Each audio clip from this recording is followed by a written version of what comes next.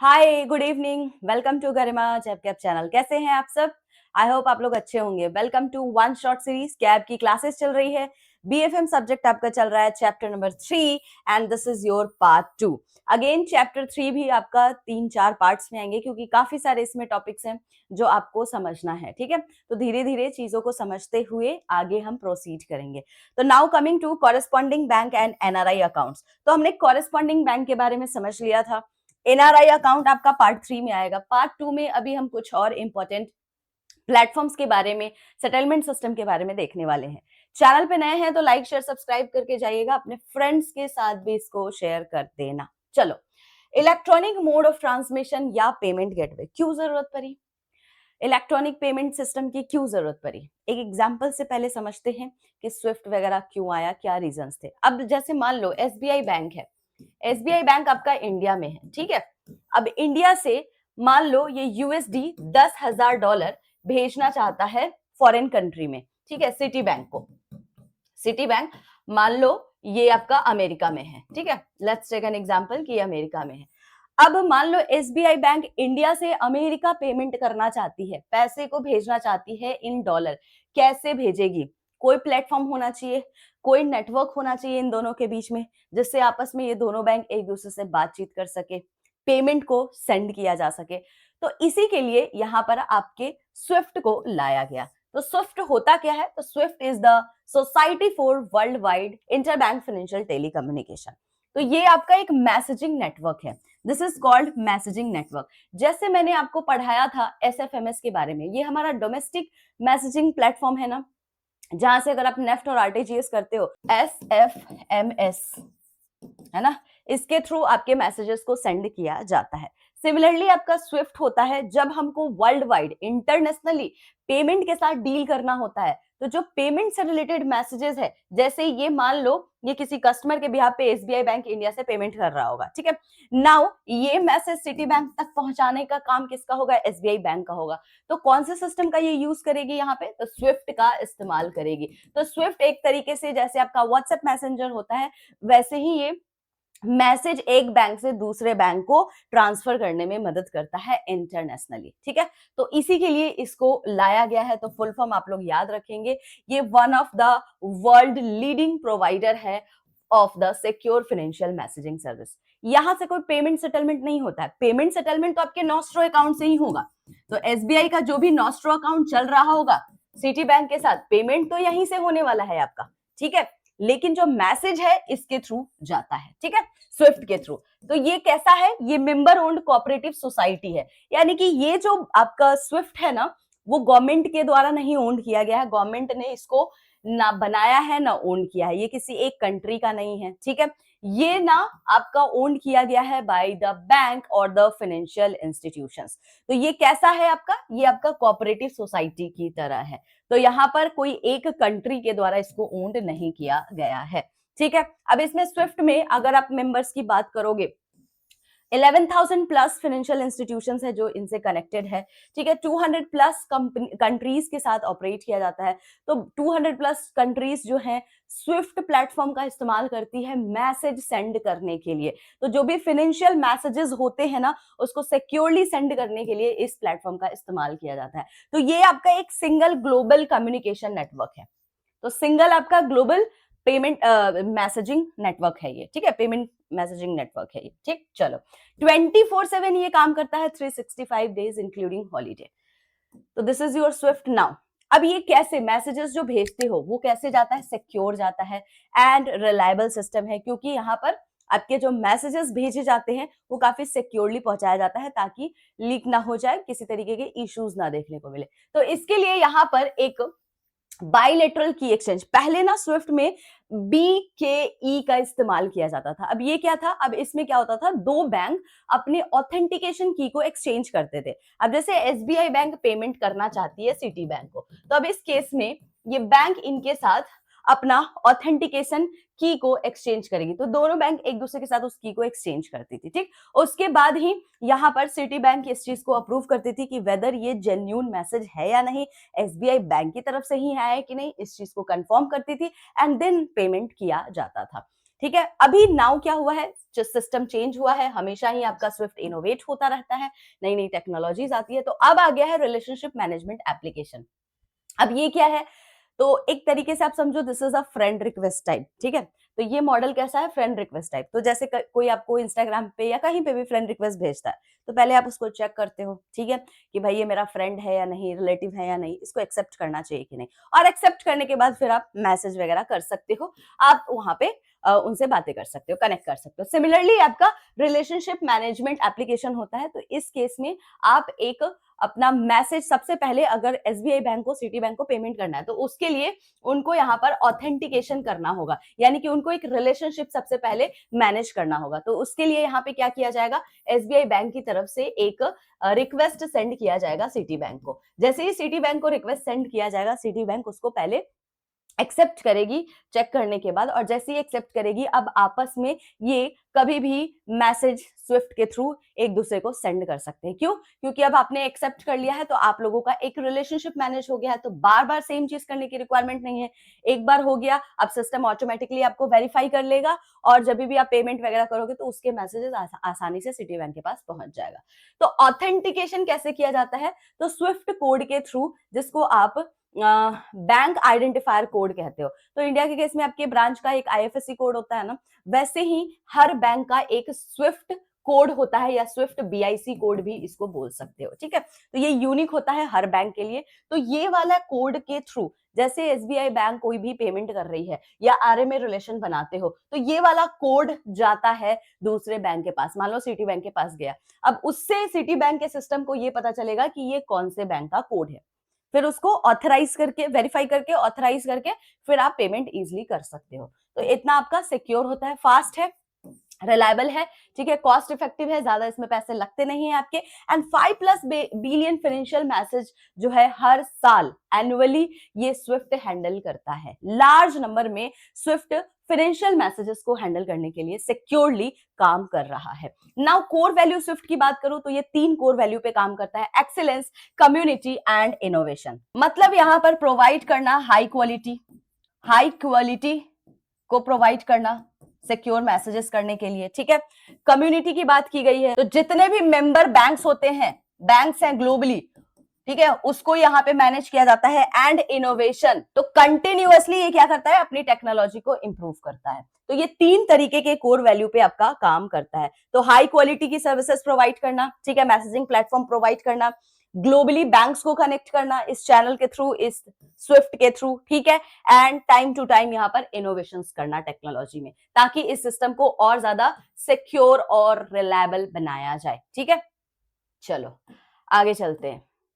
Service जो Swift के द्वारा प्रोवाइड किया जाता है, तो बैंकिंग एंड पेमेंट सर्विस, तो इंटर बैंक बोल रहा है, एक बैंक से दूसरे बैंक में आपको पेमेंट करना है तो आप इस सिस्टम का इस्तेमाल करते हो। जैसे हमने आपको एग्जांपल दिया, एसबीआई से सिटी बैंक में आपको पेमेंट करना है, आप स्विफ्ट मैसेजिंग प्लेटफॉर्म का इस्तेमाल करोगे, ठीक है, मैसेज भेजने के लिए। कॉर्पोरेट बैंकिंग सर्विसेज, अब मान लो टीसीएस है, ठीक है, वो किसी जर्मनी के कंपनी के साथ यहाँ से इंपोर्ट करा रहा है, तो अब उसका जो भी ट्रांजेक्शन होगा, ठीक है, मनी जो यहाँ से टीसीएस के थ्रू भेजा जाएगा जर्मनी के कंपनी को, उसके मैसेजेस किसके थ्रू बैंक भेजती है, स्विफ्ट के थ्रू भेजेगी।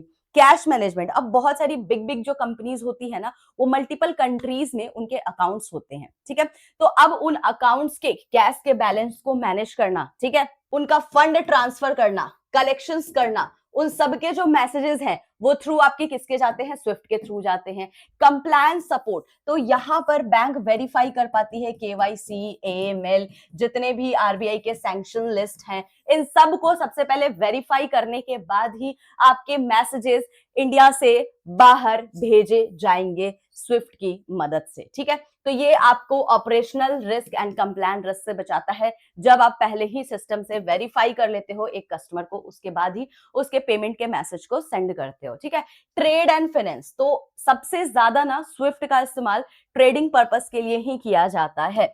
तो जब आप यहाँ पर एलसी बीजी, ठीक है, बैंक गारंटी जिसको बोलते हो, बिल्स, इन सब में डील करते हो ना, तो उस केस में आप स्विफ्ट मैसेजिंग प्लेटफॉर्म का इस्तेमाल करते हो। जैसे एक एग्जांपल के तौर पे समझो कि एक कस्टमर है जिसका एसबीआई ने एलसी अप्रूव किया है। नाउ इन दैट केस अगर आपके पास ये स्विफ्ट प्लेटफॉर्म नहीं होता तो आप क्या करते, इस एलसी को सबसे पहले आप यहाँ पे प्रिंट करते, प्रिंट करने के बाद इसको सेंड किया जाता दूसरे कंट्री में, ठीक है, तो सिटी बैंक के पास आप सेंड करते, 7 से 8 दिन लग जाते, बहुत लंबा प्रोसेस होता। नाउ अब बैंक क्या करती है, एसबीआई बैंक ये जो एलसी का डॉक्यूमेंट होगा ना, इसको स्विफ्ट मैसेज के फॉर्मेट में सबसे पहले इसको इलेक्ट्रॉनिकली कन्वर्ट करके स्विफ्ट के प्लेटफॉर्म के थ्रू डायरेक्टली सिटी बैंक को पहुंचा देगी, ठीक है, सिटी बैंक उसको वेरीफाई करेगा और आगे का प्रोसेस स्टार्ट हो जाएगा, ठीक है। तो इस तरीके से ये स्विफ्ट काम करता है। जैसे सीटीएस का इस्तेमाल करते हो आप, चेक ट्रंकेशन सिस्टम का,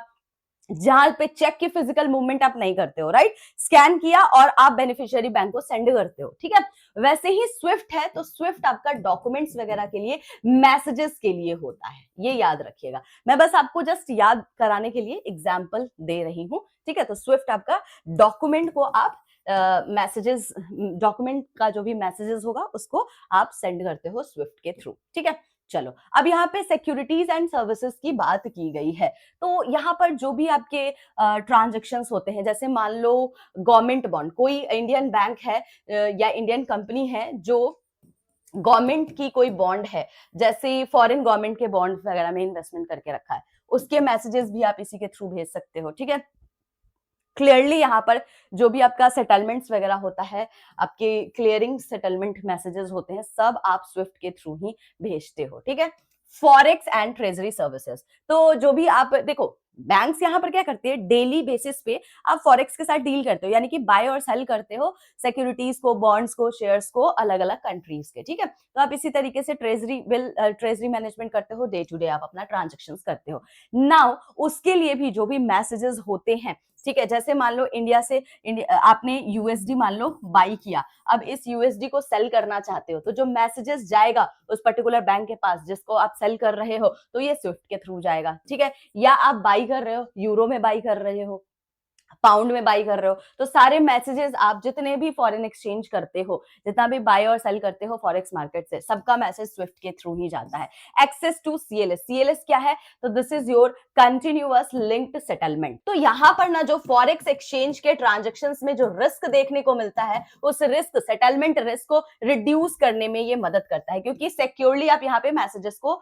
सेंड कर पाते हो। तो यहाँ पर स्विफ्ट क्या करता है, कंफर्मेशन सर्विसेज भी देता है। अब जैसे मान लो कि यहाँ पर फॉरेक्स ट्रांजेक्शन कंफर्म हो गया, ठीक है, फॉरेक्स ट्रांजेक्शन जैसे ही कंफर्म हुआ, स्विफ्ट ऑटोमेटिकली दोनों ही बैंक को, एसबीआई बैंक को और सिटी बैंक को, दोनों को ही यहाँ पर क्या करेगी, मैसेज, कंफर्मेशन मैसेज भेज देगी जब आप फॉरेक्स ट्रांजेक्शन करते हो। तो ये सारे आपके सर्विसेज हैं जो स्विफ्ट के द्वारा प्रोवाइड किए जाते हैं।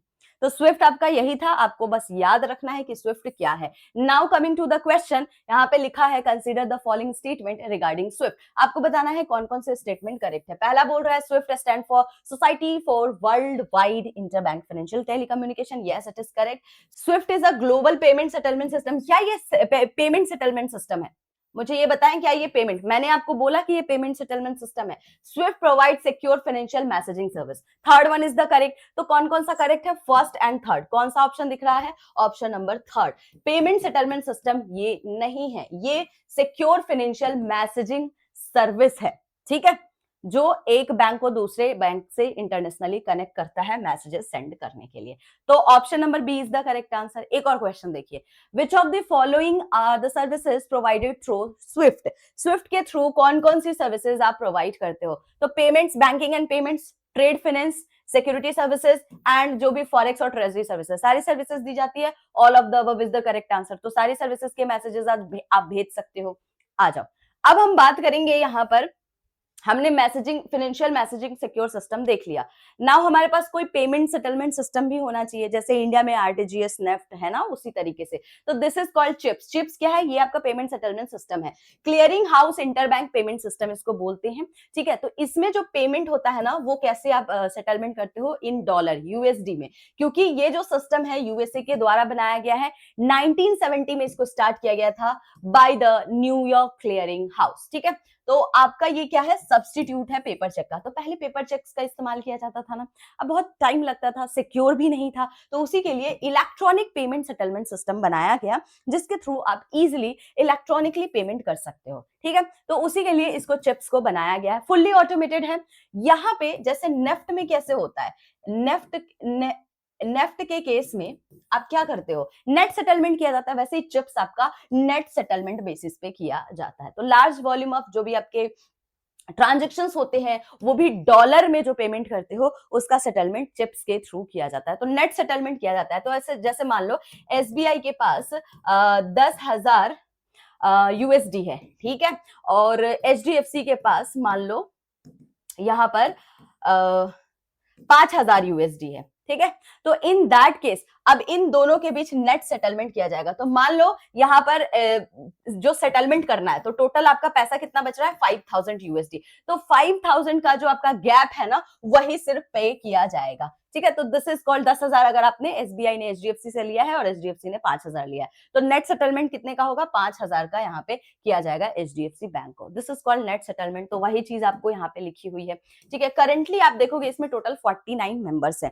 गाइज ये जो आपका चिप्स होता है ना, ये सिर्फ न्यूयॉर्क में वर्क करता है, न्यूयॉर्क, ठीक है, न्यूयॉर्क के लिए है ये चिप्स जो आपका प्लेटफॉर्म बनाया गया। कैसे ये काम करता है, तो बैंक सेंड और रिसीव करती है message instrument through out the day. तो थ्रू आउट द डे जो भी आप डे टू डे ट्रांजेक्शंस करते हो, जैसे नेफ्ट वगैरह करते हो, वैसे ही अगर यहाँ पर पेमेंट किया जा रहा है, ठीक है, तो एक बैंक से दूसरे बैंक में जो आप पेमेंट करते हो, ठीक है, यूएसडी में है अगर, तो आपका इसी के थ्रू किया जाता है। तो ट्रांजेक्शंस कैसे होता है, देखो आप क्या करते हो, इंडिविजुअली यहाँ पे वन बाय वन ट्रांजेक्शन को सेटल नहीं करते हो, इसमें क्या करते हैं, बैचिंग की तरह प्रोसेस होती होगी, ठीक है। तो पूरे दिन का जो भी आपका रिक्वेस्ट आया है आपको सेटलमेंट करने के लिए, ठीक है, उन सबको कलेक्ट करके और एंड ऑफ द डे पे आप उसको ट्रांजेक्शंस को कर देते हो, नेटेड ट्रांजेक्शंस होता है। तो net amount is settled through the account with the federal reserve bank. Federal reserve bank कौन है, ये यूएसए का आपका सेंट्रल बैंक होता है, जैसे हमारा आरबीआई होता है, वैसे ही आपका ये भी आपका फेडरल रिजर्व बैंक होता है। तो इसके साथ आप यहाँ पर एक मेंटेन करोगे अकाउंट को,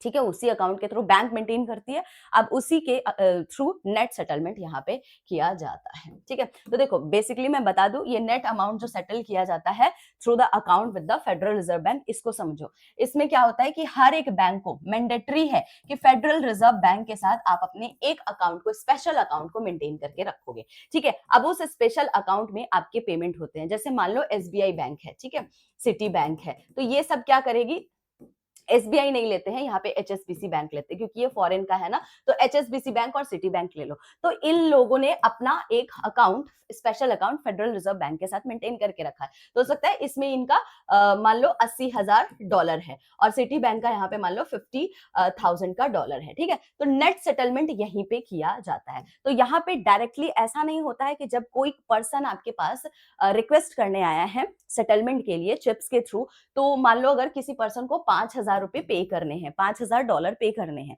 ठीक है, तो एचएसबीसी बैंक क्या करेगी, रिक्वेस्ट करेगी, रिजर्व जो फेडरल रिजर्व बैंक है उनको रिक्वेस्ट करती है।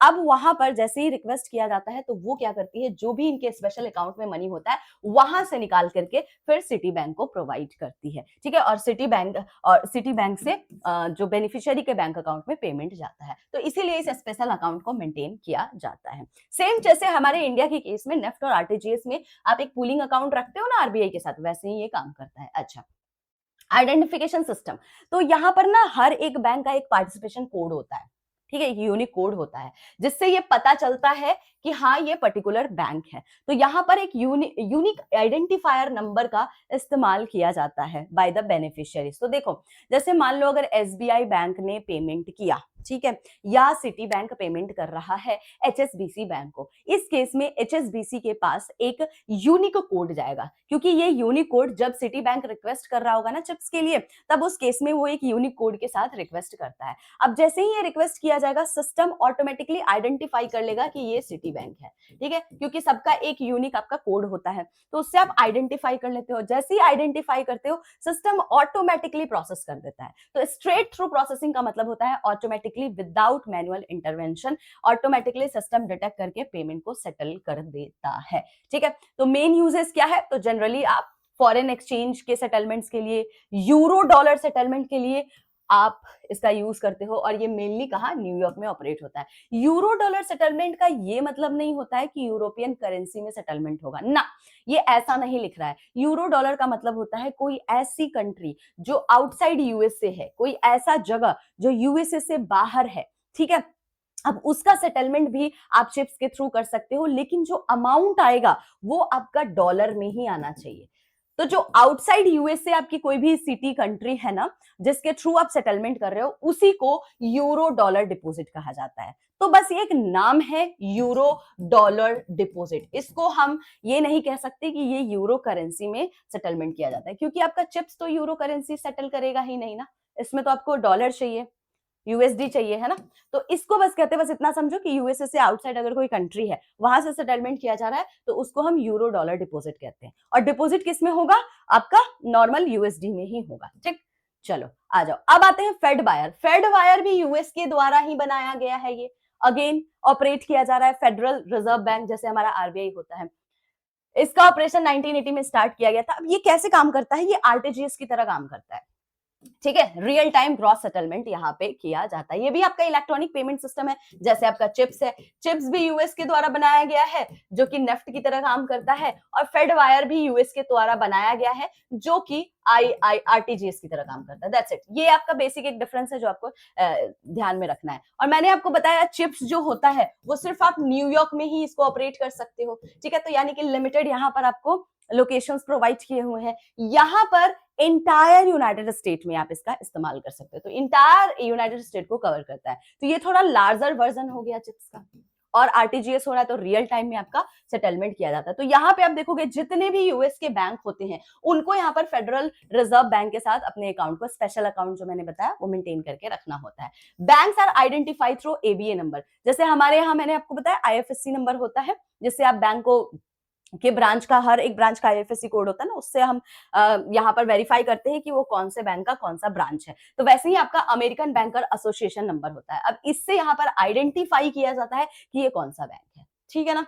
चलो, तो यहाँ पे देखो 9000 प्लस जो है आपके पार्टिसिपेंट्स हैं इस फेड वायर के, और मच लार्जर है देन चिप्स, वो तो मैंने आपको क्लियर कर दिया। तो ये दोनों ही आपका किसका है, यूएसए का है। याद रखिएगा, सेटलमेंट आपका डॉलर में ही होगा। तो मेन यूजेस क्या हुआ, तो इसका जनरली हम यूज करते हैं डोमेस्टिक इंटर बैंक ट्रांसफर करने के लिए। तो डोमेस्टिकली एक बैंक से दूसरे बैंक में मनी को ट्रांसफर करना है, आरटीजीएस बेसिकली करना है, तो फेड वायर का इस्तेमाल करते हो। बोरोइंग और लेंडिंग पर्पस के लिए, कोई कमर्शियल पेमेंट है, कोई गवर्नमेंट रिलेटेड बॉन्ड्स वगैरह, सिक्योरिटीज वगैरह है, उसके पेमेंट के लिए हम इस फेड वायर का इस्तेमाल करते हैं। इंस्टेंटली पेमेंट किया जाता है, ठीक है। ग्रॉस सेटलमेंट 1 by 1 आपका यहाँ पर पेमेंट किया जाता है। तो यहाँ पे ना मैंने एक बेसिक डिफरेंस आपको डाल दिया है कि फेड वायर और चिप्स क्या होता है। फेड वायर आपको याद रखना है ग्रॉस सेटलमेंट होता है, चिप्स आपका कैसा होता है, नेट सेटलमेंट किया जाता है। इमीडिएट सेटलमेंट किया जाएगा, एंड ऑफ द डे इसको किया जाएगा, ठीक है। ये अक्रॉस इंटायर आपका यूएसए में काम करता है, ये सिर्फ न्यूयॉर्क में काम करेगा, ठीक है। डोमेस्टिक पेमेंट्स वगैरह यहाँ पे आप करते हो मेनली इंटर बैंक, और मैंने इसमें बताया था ना फॉरेक्स ट्रांजेक्शंस के लिए आप इसका इस्तेमाल करते हो, ठीक है। तो ये सारी चीजें आपको यहाँ पे लिखी हुई है, ध्यान रखिएगा। आ जाओ, अब हम बात करेंगे चैप्स के बारे में। चैप्स क्या है, clearing house automated payment system है। तो जैसे यूएसए का चिप्स था, वैसे ही यूनाइटेड किंगडम का चैप्स है, ठीक है। ये जो पेमेंट है हैंडल कहां किया जाता है, इन लंदन। तो ये आपका यूके का है, याद रखिएगा। यहां भी कैसे काम करता है, नेट सेटलमेंट बेसिस पे। अच्छा एक बात बता दूं, जो चैप्स होता है ना, अभी करंट अगर सिनेरियो देखोगे तो आरटीजीएस है ये, ठीक है, रियल टाइम ग्रॉस सेटलमेंट होता है। लेकिन कैब के बुक में, आईआईबीएफ के बुक में आपका चैप्स के बारे में लिखा है कि ये बिल्कुल चिप्स की तरह काम करता है, यानी कि नेट सेटलमेंट होता है। तो कंफ्यूजन स्टूडेंट्स को यहाँ पे बहुत होता है कि मैम एग्जाम में क्या लिखना है। देखो ये आपका कॉन्सेप्ट आपको समझाने के लिए इस तरीके की चीजें समझाई जा रही है। तो जब कॉन्सेप्ट वाली चीजें होती है ना, वो आप हिस्टोरिकल और स्टैटिक ही याद करोगे। तो इस केस में अगर एग्जाम में पूछता है चैप्स के बारे में, कैब एग्जाम में, तो आपको आईआईबीएफ के बुक को रेफर करना होगा। वहां पे कोई भी ऐसा कोई अपडेटेड वर्जन नहीं दिया गया है जहां पे चैप्स को आरटीजीएस की तरह यूज किया जा रहा है। तो आपको नेट सेटलमेंट ही यूज करना है। तो आंसर में आप नेट सेटलमेंट बेसिस ही लिख के आओगे।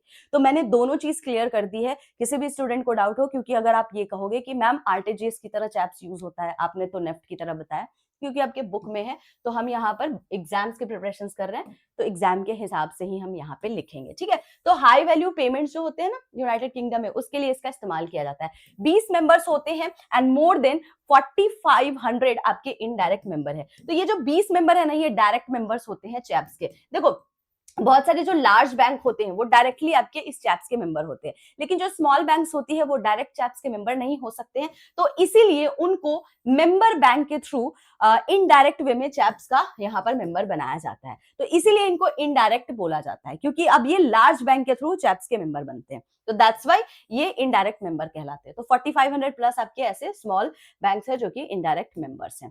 Now in TARGET and TARGET 2, अब ये क्या है? तो trans European automated real time gross settlement express transfer system है।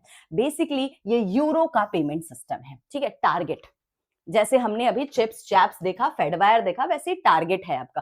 तो पहला वर्जन जो आया था ना यूरो पेमेंट सिस्टम के लिए, उसको हम टारगेट बोलते हैं। बाद में भी करंट वर्जन आया जिसको आप बोलते हो टारगेट 2, ठीक है। तो अभी सिस्टम करंटली टारगेट 2 का इस्तेमाल करता है। तो ये आरटीजीएस की तरह काम करता है, रियल टाइम आपका सेटलमेंट होता है, ठीक है। तो ये आपका सेटलमेंट कैसे होगा? यूरो में सेटलमेंट किया जाता है, तो facilitate across the euro zone. तो बहुत सारी ऐसी कंट्रीज होती है ना गाइस जो कि यूरो की करेंसी को अडॉप्ट करके रखी है, ठीक है। तो जब यूरो के करेंसी को आप अडॉप्ट करके रखे हो, बहुत सारी कंट्रीज हैं ऐसी, ठीक है, जहां पे करेंसी यूरो ही चलती है, तो अब उसके लिए एक कॉमन, अब डे टू डे वहां पे बिजनेस हो रहा है, डे टू डे ट्रांजेक्शन हो रहा है, तो यहाँ पर यूरो की गवर्नमेंट ने डिसाइड किया कि कोई एक ऐसा पेमेंट प्लेटफॉर्म होना चाहिए, एक कॉमन पेमेंट सिस्टम होना चाहिए, जिसके थ्रू जितनी भी कंट्रीज है जो यूरो करेंसी का इस्तेमाल करती है वो इजिली सेटलमेंट कर सके। इसीलिए इस टारगेट को लाया गया था, ठीक है। अब जितनी भी कंट्रीज है ना जो यूरो करेंसी का इस्तेमाल करती है, उनको ये कहा गया है कि सबसे पहले आपको टारगेट 2 का मेंबर बनना होगा, पार्ट बनना होगा, उसके बाद ही आप पेमेंट सेटलमेंट कर सकते हो। तो फॉर द सिक्योरिटी पर्पस है ना, कि पता रहे आपके कंपनी को, कंट्री को, कि कौन कौन से बैंक्स है, कौन कौन सी कंट्रीज है जो यूरो को यूज करती है, ठीक है। तो यूरोपियन सेंट्रल बैंक आपका इसके ecosystem, European central bank RBI की तरह आपका कंट्रोलर है ये, और आपका national central bank of the euro countries, दोनों मिलकर के इस सिस्टम को पर काम करते हैं, ठीक है। तो दोनों के द्वारा ये सिस्टम जो है इन्हीं के द्वारा सुपरवाइज या मॉनिटर किया जा सकता है, आप ऐसा कह सकते हो, ठीक है। पार्टिसिपेशंस की बात करें तो मैंडेटरी है, मैंने कहा ना सारे कंट्रीज को कि इस यूरो जोन को ज्वाइन करना है, तो आपको इसका टारगेट 2 का पार्ट बनना होता है ज्वाइन करने के लिए, उसके बाद ही आप इसके थ्रू पेमेंट कर सकते हो। तो यहाँ पर आप क्रॉस बॉर्डर यूरो पेमेंट्स के लिए इसका इस्तेमाल करते हो, तो डिफरेंट डिफरेंट कंट्रीज में, ठीक है, अगर आपको मनी ट्रांसफर करना है, रेमिटेंसेस करना है, उसी को कहते हैं ना क्रॉस बॉर्डर, तो आप इस यूरो पेमेंट सिस्टम का यानी कि टारगेट 2 का इस्तेमाल कर, करंट वर्जन आपका टारगेट 2 है, तो टारगेट 2 का आप इस्तेमाल करते हो। पेमेंट सेटलमेंट हमेशा यूरो में ही होगा। अब कोई आपका फ्रांस है, स्पेन है, ठीक है, तो अगर वहां से क्रॉस बॉर्डर ट्रांजेक्शन किए जा रहे हैं, तो सेटलमेंट, क्योंकि ये यूरो का है ना, तो कैसे सेटलमेंट किया जाएगा? यूरो में ही किया जाएगा ना। जैसे इंडिया का है, तो अगर कोई फॉरेन कंट्री है या फॉरेन बैंक है, अगर इंडिया में पेमेंट करती है, तो पैसे सेटलमेंट कैसे होते हैं? रुपीस में ही होते हैं ना। तो सेम आपका यहाँ पे यूरो में ही होगा। तो क्रॉस बॉर्डर ट्रांजेक्शन के लिए आप इसका इस्तेमाल करते हो। Now coming to the question, जो यहाँ से आपको क्वेश्चन पूछ सकता है, which of the following system work on the net settlement basis. मुझे बताओ इसमें से कौन कौन सा सिस्टम है।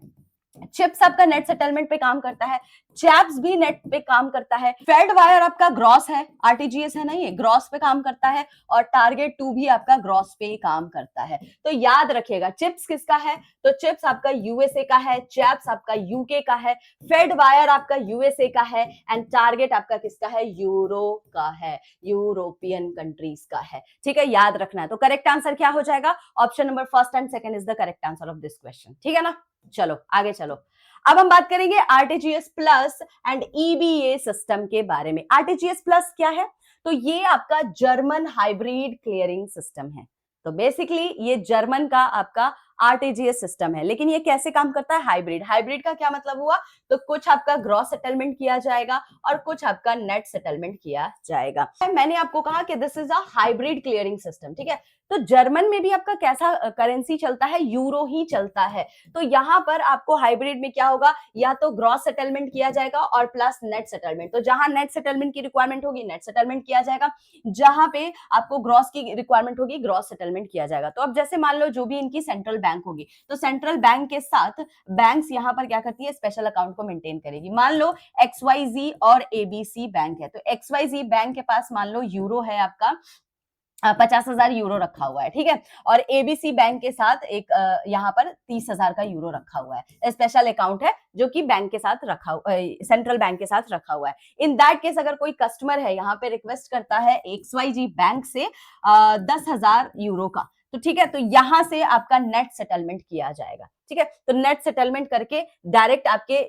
अकाउंट से 10,000 यूरो डिडक्ट करके एबीसी बैंक के अकाउंट में इसको डिपॉजिट कर दिया जाता है, ठीक है। तो जो आपका नेट सेटलमेंट होगा वही आपको पे किया जाता है। तो इस तरीके से आपका नेट सेटलमेंट काम करता है। और सेम आपका आरटीजीएस, आपको पता है रियल टाइम में, कुछ आपका पेमेंट रियल टाइम में, तो इसीलिए इसको ग्रॉस सेटलमेंट कहते हैं, ठीक है, याद रखिएगा। वैसे ही आपका ईबीए यूरो 1 होता है, तो यूरो बैंकिंग एसोसिएशन के द्वारा इसको ऑपरेट किया जाता है। तो ये भी आपका यूरो 1 क्या है, यूरो 1 आपका जितने भी यूरोपियन यूनियन मेंबर कंट्रीज होते हैं उन सबको ये कवर करता है। तो इसमें टोटल आपके 53 जो है शेयर होल्डर्स बैंक इसके मेंबर है, जिसके थ्रू नेट सेटलमेंट किया जाता है। तो ये कैसे काम करता है, नेट सेटलमेंट बेसिस पे किया जाता है, क्रॉस बॉर्डर के लिए है, क्योंकि यहाँ पे जितने यूरोपियन यूनियन मेंबर कंट्रीज है उनको कवर किया जा रहा है। तो ऑफकोर्स मैंने आपको पहले बताया बहुत सारी ऐसी कंट्रीज है जो यूरो करेंसी को अडॉप्ट करके रखी है, तो वो यूरो का ही इस्तेमाल करती है। फिर आता है आपका स्टेप 1। स्टेप 1 भी ईबीए के द्वारा लाया गया है, ठीक है।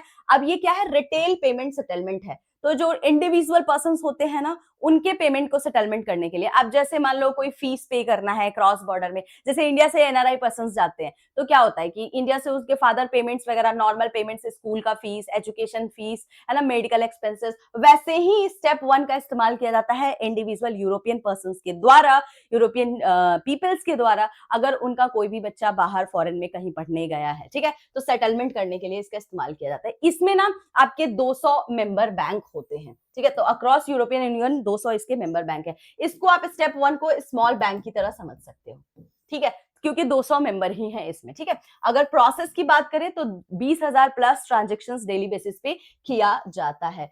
पर जो डे है 1 बिलियन यूरो पेमेंट किया जाता है। तो ये रिटेल आपका यूरो पेमेंट सेटलमेंट सिस्टम है, ठीक है।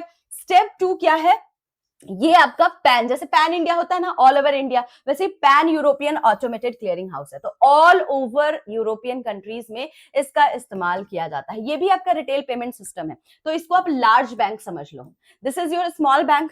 तो बहुत कम मेंबर्स हैं यहाँ पे, ठीक है। और डे टू डे जो भी आपके बेसिक ट्रांजेक्शन्स होते हैं, क्रॉस बॉर्डर ट्रांसफर करने हैं मनी, इसके लिए आप इसका इस्तेमाल करते हो। ये all over pan India Europe, sorry pan Europe की बात की जा रही है, it's not pan India, pan European countries की बात की जा रही है, ठीक है। तो रिटेल पेमेंट आप करते हो। तो यहाँ पे जो पेमेंट किया जाता है वो कैसे होता है, अगेन यहाँ पे ऑटोमेटिकली स्ट्रेट थ्रू प्रोसेस का मतलब है सिस्टम ऑटोमेटिकली वेरीफाई करती है, सिस्टम ऑटोमेटिकली प्रोसेस करती है, मैनुअल इंटरवेंशंस नहीं होता है। तो इंडस्ट्री स्टैंडर्ड पेमेंट फॉर्मेट का यहाँ पे यूज किया जाता है, ठीक है। तो आपको ना एक बेसिक डिफरेंस बस इतना याद रखना है, देखो सिमिलैरिटी तो यह है कि ये भी आपका रिटेल पेमेंट है, ये भी आपका रिटेल पेमेंट है, ये स्मॉल बैंक की तरह काम करेगी, ये लार्ज बैंक की तरह काम करेगी, ठीक है। यहाँ पे जो सेटलमेंट किया जाएगा वो आपका नेट सेटलमेंट किया जाता है, यहाँ पे जो सेटलमेंट होता है स्ट्रेट थ्रू प्रोसेसिंग किया जाता है, प्लस ऑटोमेटेड क्लियरिंग हाउसेस को बोल सकते हो, ठीक है। यहाँ पे आपके लिमिटेड मेंबर बैंक है जो हमने देखा, और ये पैन यूरोपियन है, ठीक है, मतलब इंटायर यूरोप की बात की जा रही है यहाँ पे, ठीक है ना। ऐसे बस याद रखना है, एडवांस वर्जन समझ लो। तो लो यहाँ पे आपको मैंने ये चीज लिखी दी है जो आप एक बार गो थ्रू जरूर कर लेना, ठीक है। आ जाओ, अब बात करते हैं आरटीजीएस। आरटीजीएस तो इंडिया का है ना, ठीक है। तो आरबीआई के द्वारा इसको इंट्रोड्यूस किया गया है, इंटर बैंक, वन बैंक से दूसरे बैंक में पेमेंट को ट्रांसफर करने के लिए। इसको मैनेज किया जाता है आईडीआरबीटी के द्वारा, हैदराबाद में है। जितने भी बैंक्स हैं उन सबको यहाँ पर आरबीआई के सेंट्रल सर्वर से कनेक्ट किया जाता है। रियल टाइम में आपका सेटलमेंट होता है। Each bank maintain a pool account with RBI. जैसे अभी हमने देखा कि हर बैंक, चाहे वो यूरोपियन बैंक हो चाहे वो यूएसए की कोई बैंक हो, उनको सेंट्रल बैंक के साथ एक अकाउंट को मेंटेन करके रखना होता था, जिसको हम स्पेशल अकाउंट कहते थे। तो सेम इंडियन बैंक के लिए भी है। तो एसबीआई, एचडीएफसी, आईसीआईसी जितने भी बैंक्स हैं अब एक स्पेशल अकाउंट आरबीआई के साथ मेंटेन करती है, ठीक है। आपको मेंटेन करना होता है, उसमें आपको एडुकेट बैलेंस यहाँ पर रखना पड़ता है फॉर आउटवर्ड रेमिटेंस। तो यहाँ पर उसी के थ्रू सेटलमेंट किया जाता है। तो जब आरटीजीएस इनिशिएट किया जाता है किसी कस्टमर के द्वारा, ठीक है, तो डायरेक्टली यहाँ पर बैंक ऐसा थोड़ी है जैसे एसबीआई बैंक से आरटीजीएस सेटलमेंट के लिए रेज किया गया है, तो ऐसा थोड़ी है कि एसबीआई बैंक अपने अकाउंट से पेमेंट निकाल करके पे करती है, नहीं। आरटीजीएस का इंस्ट्रक्शंस आरबीआई को प्रोवाइड करती है, ठीक है। जैसे ही एसबीआई आरटीजीएस को वो इंस्ट्रक्शन, आरबीआई को आरटीजीएस का इंस्ट्रक्शंस प्रोवाइड करती है, वैसे ही जो इनके स्पेशल अकाउंट में पैसे होते हैं उस अकाउंट से पैसे को डिडक्ट कर दिया जाता है और बेनिफिशियरी के अकाउंट में पहुंचा दिया जाता है, ठीक है। इसीलिए हम इस स्पेशल अकाउंट को यहाँ पे मेंटेन करके रखते हैं, ठीक है। तो मिनिमम आपको पता है ना, आरटीजीएस में 2 लाख करते हैं, लार्ज वॉल्यूम ऑफ ट्रांजैक्शंस के लिए होता है, कोई भी आपका मैक्सिमम लिमिट नहीं है। अगेन 365 डेज आपका काम करता है। फंड कैसे आपका रियल टाइम में काम करेगा, रियल टाइम में आपका 1 बाय 1 सेटलमेंट किया जाता है, 30 मिनट के अंदर बेनिफिशियरी के बैंक अकाउंट में पैसे को क्रेडिट कर दिया जाता है। सेम आपका नेफ्ट होता है, national electronic fund transfer, small volume of transaction के लिए इसका इस्तेमाल करते हैं, 1 रुपए से भी कर सकते हो, मैक्सिमम कोई लिमिट नहीं है। यहाँ पे आपका कैसे काम करता है, बैच प्रोसेसिंग होती है गाइस। तो यहाँ पे भी सेटलमेंट कैसे किया जाएगा, पूल अकाउंट से ही किया जाता है, ठीक है, ये याद रखिएगा। अवेलेबल आपका 24/7 365 डेज होता है। अब जैसे देखो ना, जैसे नेफ्ट करना है तो बहुत बार क्या मैक्सिमम टाइम, क्योंकि ये इंक्लूडिंग नाइट वगैरह सब कुछ इंक्लूडेड है इसमें। तो अगर कोई कस्टमर है जिसने 50,000 रात के 11:30 बजे नेफ्ट के लिए प्रोसेस किया है, ठीक है, नेफ्ट करने के लिए, तो उस समय बैंक का कोई एम्प्लॉय थोड़ी ना होता है। देखो दिन में तो बैंक का एम्प्लॉय होता है, तो वो मॉनिटर करेगा, वेरीफाई करेगा, नेफ्ट करेगा, लेकिन रात में तो नहीं होता है। तो रात में अगर नेफ्ट कर रहा है कोई भी कस्टमर, तो उस केस में पता है ये कैसे काम करता है, एसटीपी के थ्रू काम करेगा, ठीक है। यानी कि डायरेक्टली ऑटोमेटिकली यहां पर सिस्टम बैंक का वेरीफाई करेगा, इस अमाउंट को वेरीफाई करके आरबीआई को तुरंत यहां पर नेफ्ट का इंस्ट्रक्शंस प्रोवाइड करेगा। जैसे ही नेफ्ट का इंस्ट्रक्शंस प्रोवाइड करेगा, ऑटोमेटिकली आपके जो पूलिंग अकाउंट होता है उसमें से मनी को डिडक्ट करके बेनिफिशियरी के अकाउंट में ट्रांसफर कर दिया जाता है, ठीक है। तो इस तरीके से ये काम करता है। तो यही चीज लिखा है, after banking hour transaction are process through STP, straight through processing, ठीक है। तो यहां पर आपका सेटलमेंट कैसे होता है, इसमें आपका हाफ एन आवर का आपका ड्यूरेशन होता है, उसके थ्रू आपका सेटलमेंट होता है। ये तो आपने पढ़ा भी होगा, आपने जब जैब का एग्जाम दिया होगा तो नेफ्ट आरटीजीएस क्या होता है, ठीक है। तो आपको याद रखना है, जैसे इंडिया में नेफ्ट आरटीजीएस है, वैसे ही यूएसए में आपका चिप्स और फेड वायर काम करता है, वैसे ही यूके में आपका चैप्स काम करता है, एंड यूरोपियन कंट्रीज में भी वैसे ही आपका टारगेट 2